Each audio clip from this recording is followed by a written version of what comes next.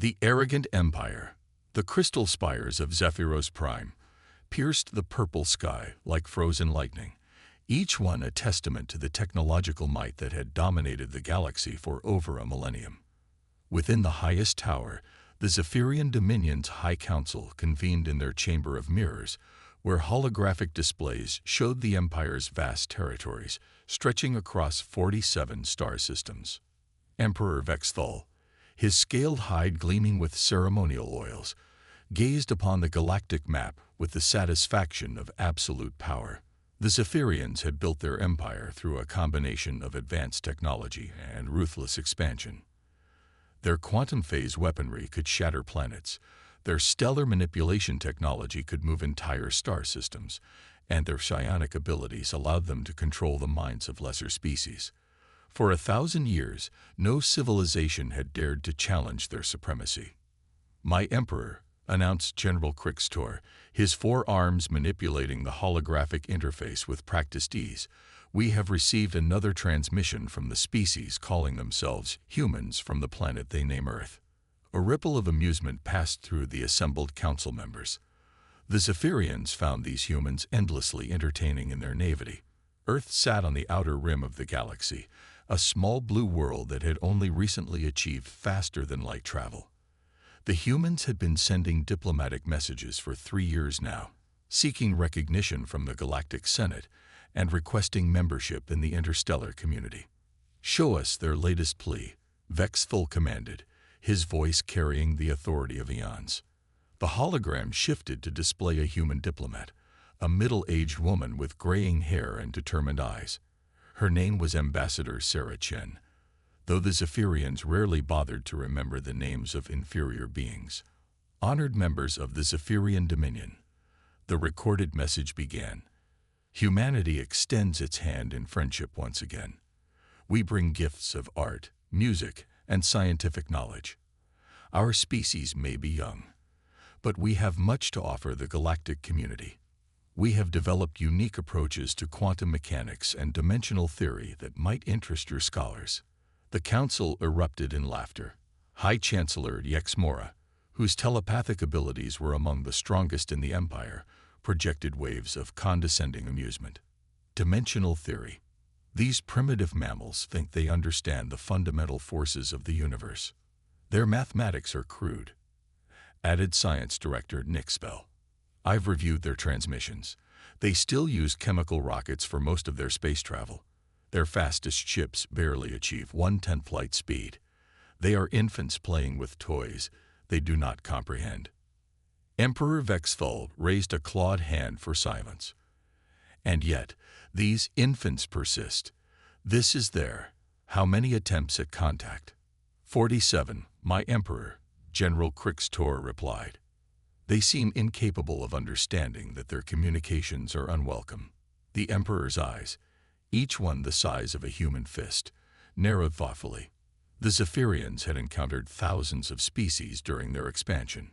Most either submitted immediately to Zephyrian superiority or were quickly crushed. But these humans were different. They showed no fear, no submission, only an irritating persistence and optimism. "Perhaps," Vexthal mused, "it is time to teach these humans their proper place in the galactic order." The suggestion sent a thrill through the council. It had been decades since the Empire had needed to make an example of anyone. The galaxy had learned to respect Zephyrian power, and most species now surrendered at the mere sight of their distinctive black and silver warships. General Crixtor's mandibles clicked with excitement. "A demonstration would serve multiple purposes, my Emperor. It would eliminate this persistent annoyance while reminding the galaxy why they should not challenge us." "Indeed," agreed High Chancellor Yexmora. "The other species have grown comfortable.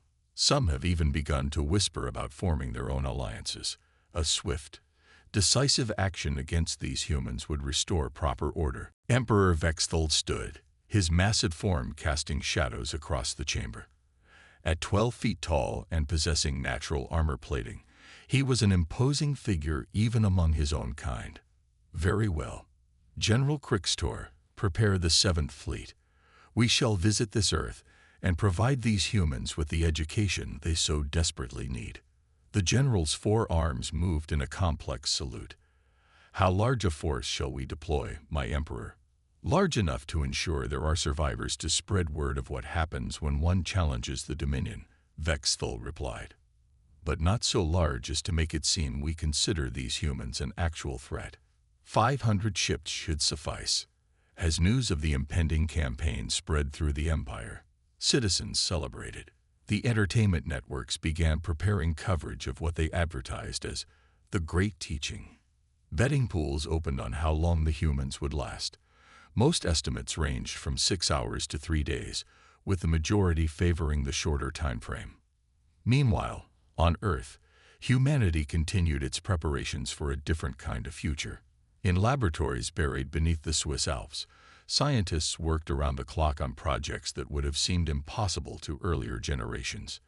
Dr. Elizabeth Hawking, granddaughter of the famous physicist, led a team that had made breakthrough discoveries in dimensional manipulation. The quantum foam layer is more malleable than we initially believed, she explained to Director James Morrison during one of their weekly briefings. We're not just folding space-time anymore. We're actually stepping outside conventional dimensional boundaries entirely. Morrison, a former military officer who now headed Earth's Advanced Defense Initiative, studied the data with growing excitement. Are you saying what I think you're saying, Doctor? We can make our ships exist in multiple dimensions simultaneously, Dr. Hawking confirmed. From the perspective of anyone operating in normal spacetime, our vessels would appear to teleport. But we're not actually moving through space in the conventional sense. We're shifting dimensional phases. The implications were staggering. While humanity publicly presented itself as a peaceful species seeking diplomatic contact, they had not been idle during the years of galactic silence.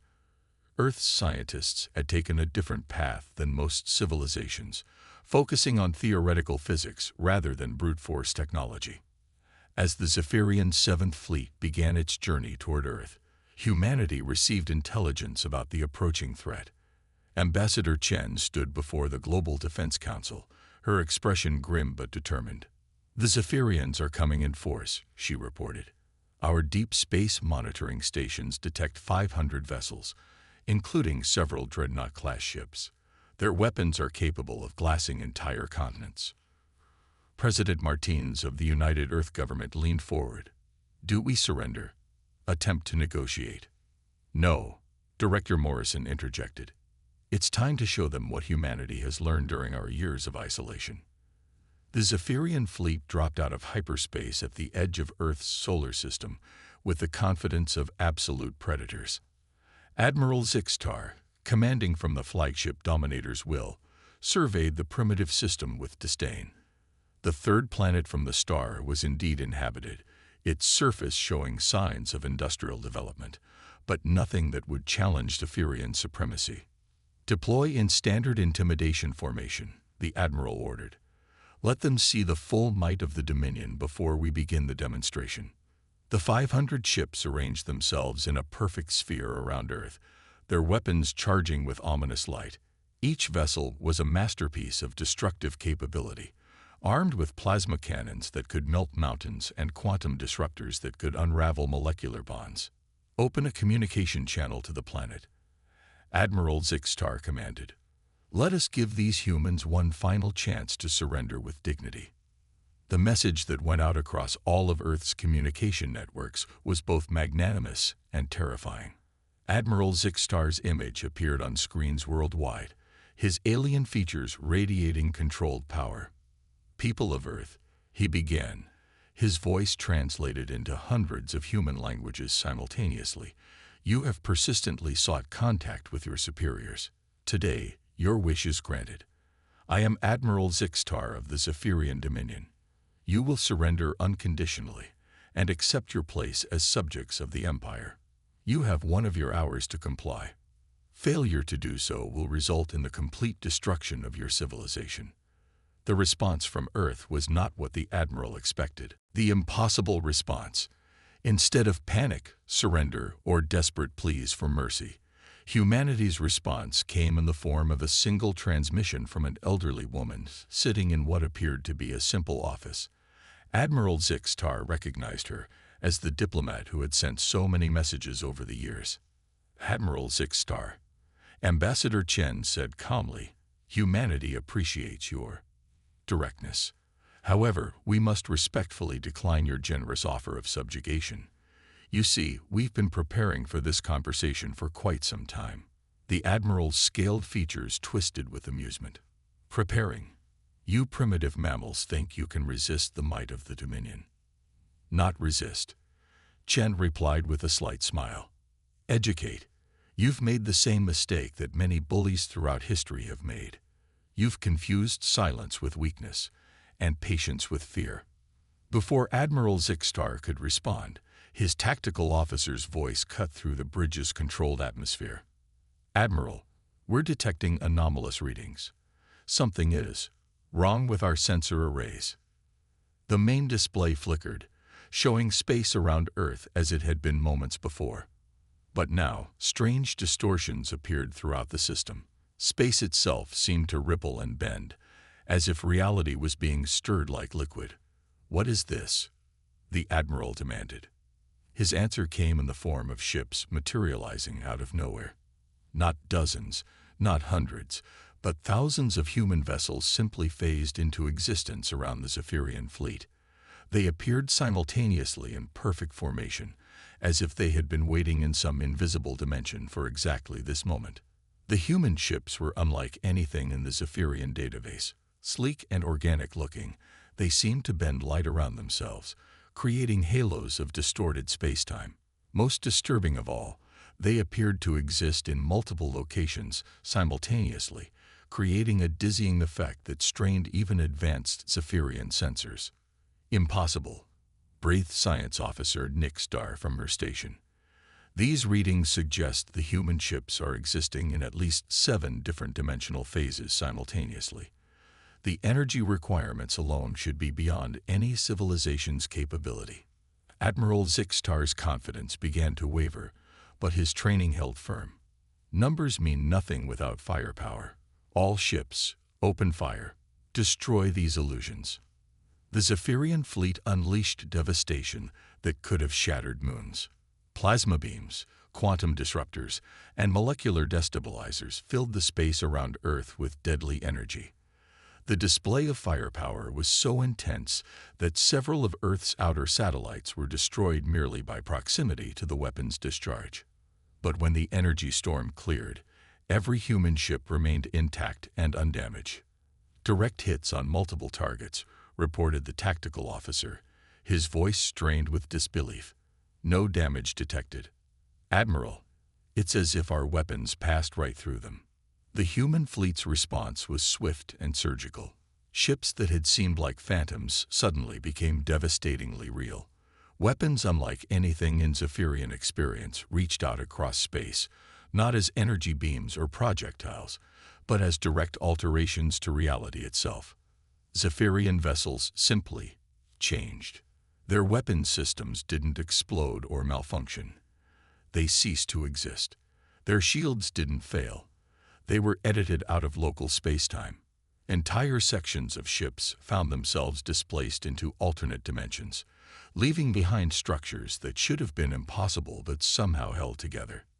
"Admiral," the communications officer called out in panic, "we're losing contact with the fleet. Ships are reporting impossible system failures. The destroyer's edge says their weapons bay has been replaced with flowers. Living flowers. Admiral." Admiral Zixtar stared at the tactical display in growing horror.